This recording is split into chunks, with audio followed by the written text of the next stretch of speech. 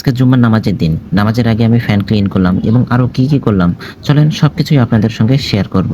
আজকে সকালে ঘুম থেকে উঠে জানালা দিয়ে বাইরে তাকিয়ে দেখছিলাম। বাইরে সকাল থেকে কত রোদ উঠেছে। মনে হচ্ছিল আজকের দিনটা অনেক গরম যাবে। তারপর ফ্রেশ হয়ে আসলাম। ফ্রেশ হওয়ার পর মনটা একদম শান্ত আর সতেজ লাগছিল। রুমে এসে মাথার উপর থাকা ফ্যানটার দিকে তাকিয়ে দেখি ফ্যানে অনেক ময়লা জমে আছে। তাই আর দেরি না করে গোসলের আগে ফ্যান পরিষ্কার করতে শুরু করে দিলাম।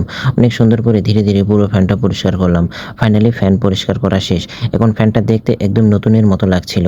পরিষ্কার ফ্যান ঘুরতে দেখেও আলাদা একটা শান্তি লাগছিল।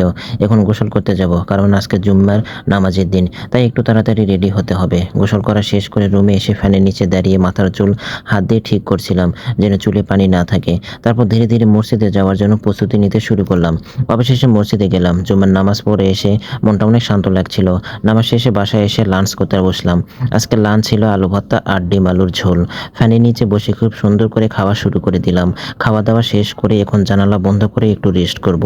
আজকের মতো এখানেই শেষ করছি। আল্লাহ হাফেজ।